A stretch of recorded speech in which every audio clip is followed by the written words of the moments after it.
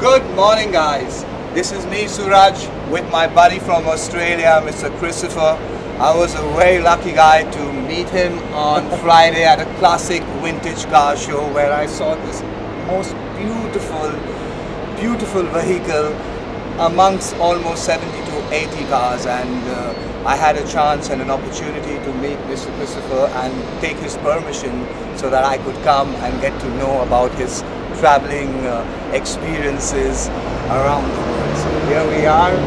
Fantastic. I mean, what can I say? I mean, it's just a wonderful introduction for us, and we really are impressed with you know, the enthusiasm here in Oman, and it's been fantastic. And you know, we're happy to be able to be part of your interests.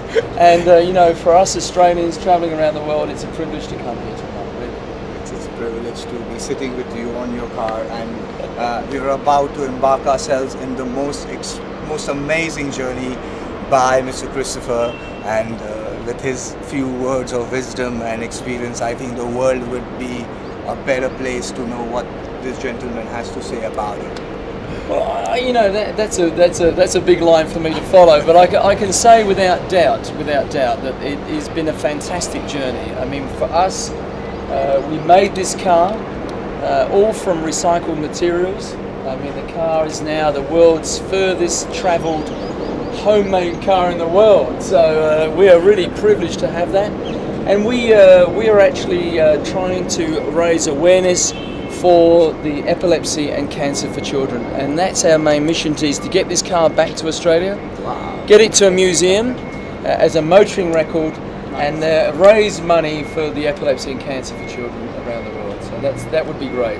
Wow, who would expect that now? We've heard of people traveling and fulfilling their experiences, but this one is with a cause which I think is very touchy, and it should touch a lot of people's heart, that there are such beautiful people in the world who are trying to pass this message. Thank you. I mean, that's great. I mean, we really feel that that's a great thing, because this is an added bonus for us. It's actually a big bonus. I mean, it's like meeting people. They go, "Oh, you're traveling, you do that," and then you say, "Yeah, but we're going to sell the car. We're going to raise money." And they go, "You're going to sell this?" "Yeah, we're going to sell the, and that money we're going to donate to a museum, to the Epilepsy and Cancer for Children." And we hope the museum was going to give us a lot of money for it.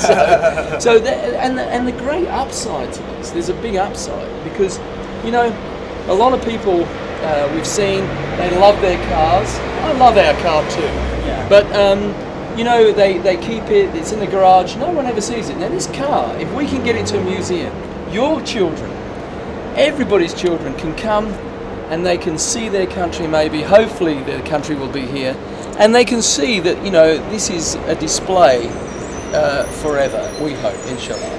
And we hope that that will give everybody imagination and the kind of, you know, the spirit of having a great adventure and meeting great people. I've got goosebumps already with just the first 7 minutes of this conversation, and I know there is so much more stored in this script of mankind.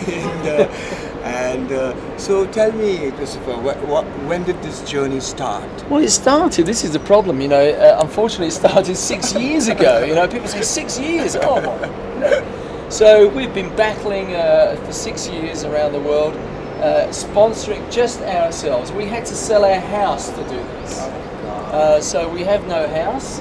The money that we were going to build a house with, we said no. Let's have an adventure, and surely we really have. You know, we've had some amazing things that we could never capture in all this. But you know, this is the whole purpose of being able to share.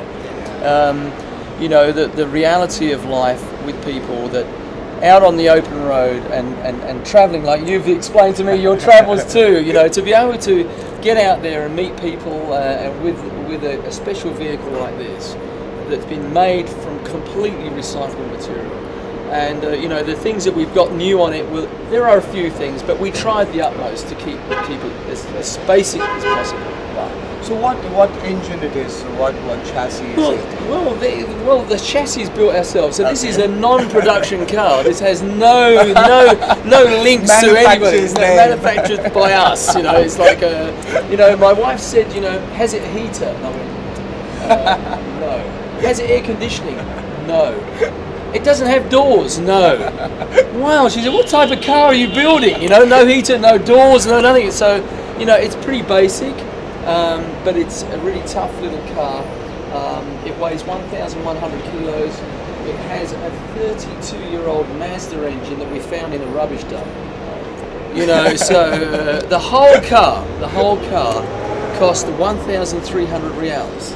Unbelievable. So well done, Victor. And we call him Victor. Victor, you are lucky, Victor. You've been made by. I'm sure you are technically. Not that. I'm technically enough advanced to put you know. But my wife says, you know, who makes a car with a steering wheel that comes off? You know, so that's even worse. You know, and you know we have no keys on this car. There's no keys. Wow. You can open this car. There's no keys to start it. There's no keys to lock it. You know, so people go.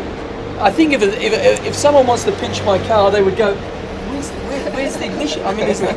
I often say to people, you know, yeah, everybody's flown in an aircraft, and I say, did you ever see the pilot go, hang on, we can't go now because we have no keys to start the aeroplane, you know, so you know, things like that.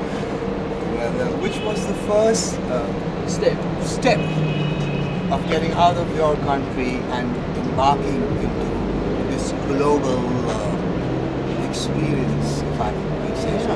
The first step for me was to convince my wife. Sorry, let me introduce you. The most important part of this journey is filming. Yes, so you say can't no, it's okay. Well, we fill these other guys with here. This is the soul, the main agreement behind this whole journey. I guess had you not agreed, maybe this journey would not have happened. I can't say. I think he would have gone without me. Yeah, no, I can't go. You know, but he needs a cook, so he needs a cook. You can't but cook. I have to say that we've been married 36 years. Wow. We have a great relationship, and you know, being this close together for 6 years, you know, you have to be pretty tough. Two good books. We have two lovely sons, and I haven't seen my sons for 6 years. Wow. Elaine went back 2 years ago, so we are really, it's not as glamorous, and I will like to make the point, you know, you say the first trip, that first step, you know, the first step is wow, but it's tough, it's not easy, you know, sleeping in our tent for 1,500 days, Wow. It's not easy. I can understand. I am just shocked now.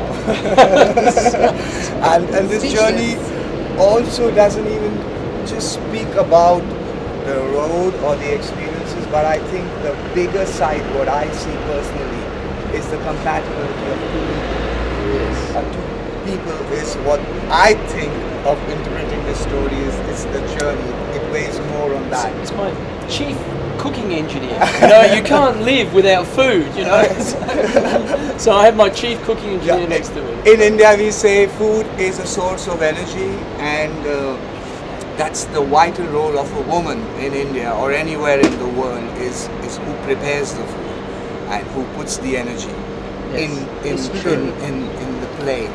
So I guess this is a bigger message. I think I came to see and talk about a road journey, but it is more serious than that, and it's got more message and things to learn with this beautiful couple, and I think you all are the most remarkable couple. God bless you all, and the message of your spirit is understood by people, and I am glad. I don't know about the world, but I surely got my message from these lovely people, and I have been very attached to Victoria, Melbourne, Australia. Yes, well done, mate. Yeah. So for me, I think my journey has actually come to a complete circle, because there was always something missing, And now I can say what Australians, Melbourneites are about is this particular spirit, and I'm thankful to know more and more about it. If I was a book writer, I think I would have written a book on them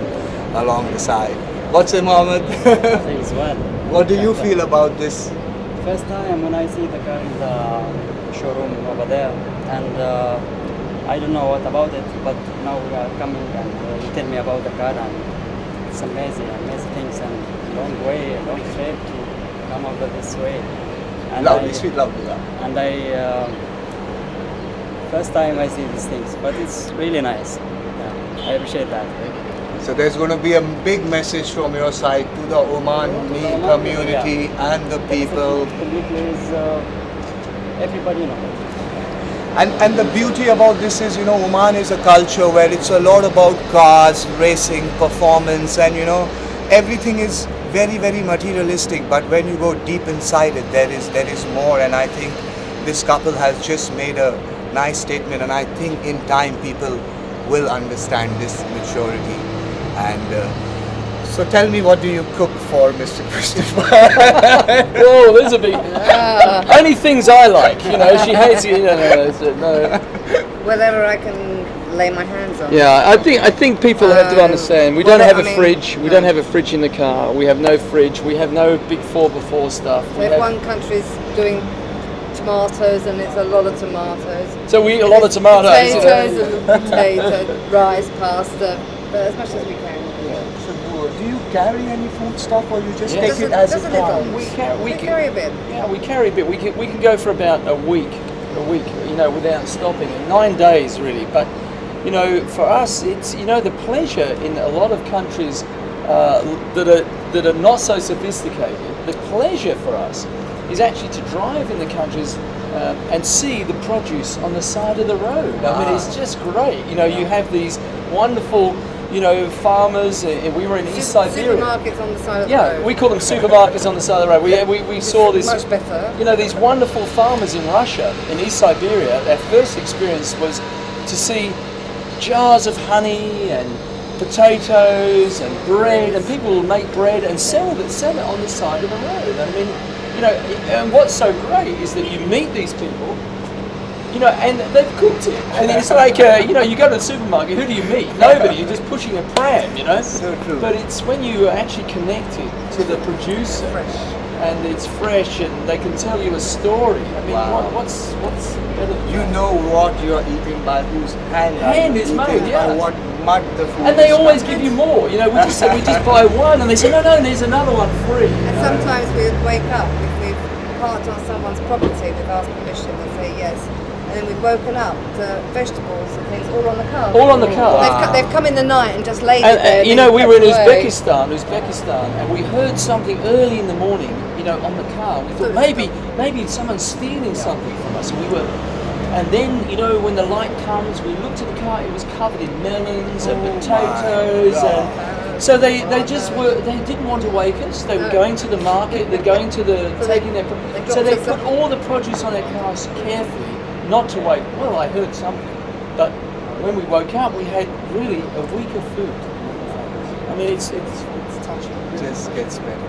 And in this experience, what was the language barrier? Because There is no language barrier. Wow. There isn't a language barrier. You know, one of the things that You have these things. no, I think one of the things that people misunderstand is that when you come with a spirit of welcoming, you know, there isn't a language barrier. You know, people can read. You know, they read your intentions. It's not like I come with a rifle. Eh? If I come with a rifle, you know I'm hostile. You know that. If you come with something like this, it's like a museum on wheels, you know. And people are drawn. You know, people are coming here.